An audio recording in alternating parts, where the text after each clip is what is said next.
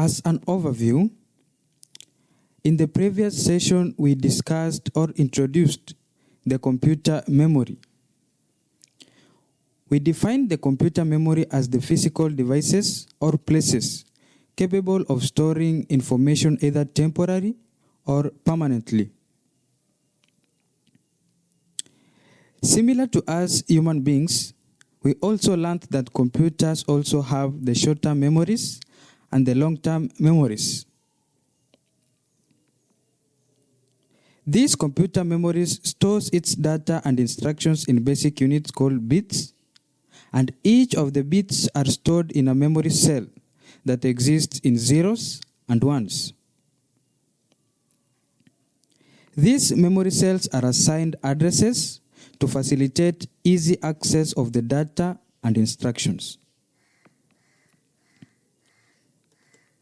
We also looked at the memory hierarchy and observed that speed and cost per bit increases in the upward direction, while the storage capacity grows downwards in the diagram or in the hierarchy.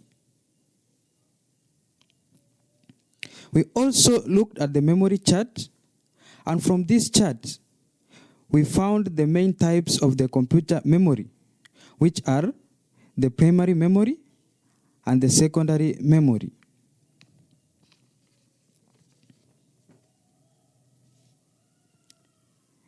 In this session, we will focus on the primary memory.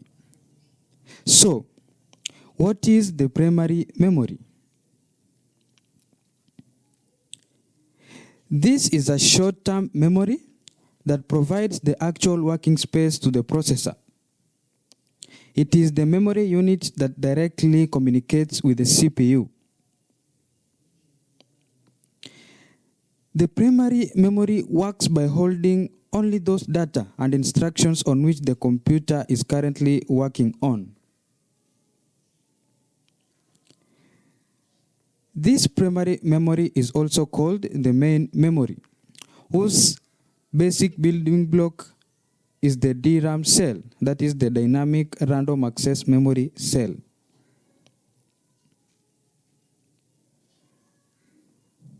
What are some of the characteristics of this primary memory?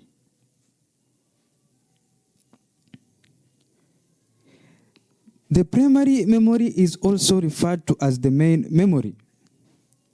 It is the working memory of the computer and perhaps the only memory unit that can be accessed by the CPU directly. In simple terms, it is the memory unit that directly communicates with the CPU.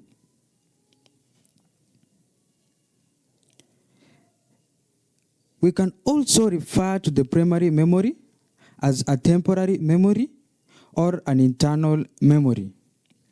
Another characteristic of the primary memory is that they are made of semiconductor devices. These include the transistors and the capacitors. And they are volatile in nature, which means they lose their contents when power is switched off.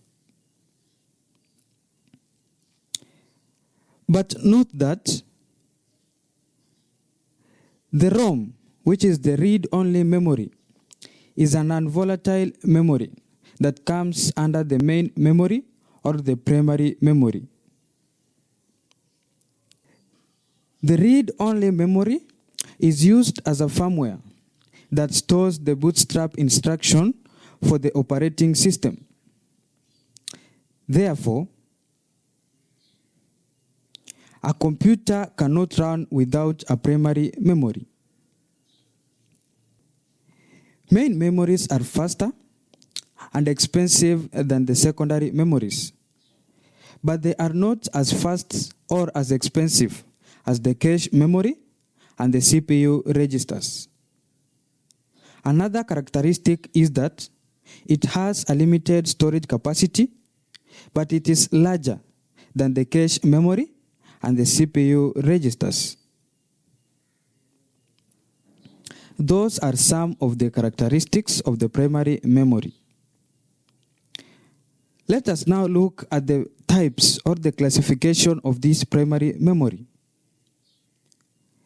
The primary memory is divided into two, that is the RAM and the ROM.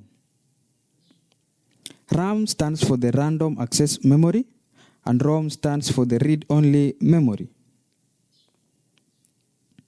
Under the RAM, we have the DRAM and the SRAM.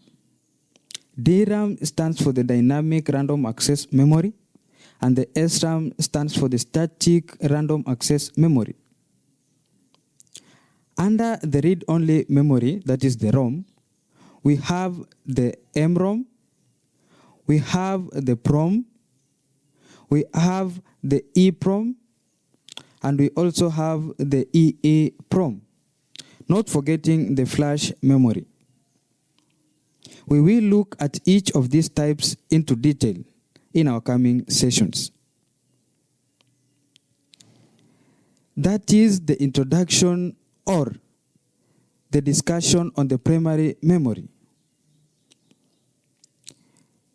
We will look at the types of the primary memory in detail in our coming sessions. Feel free to post a question, if any, on the comment section so that we may discuss and have a better understanding on the computer memory.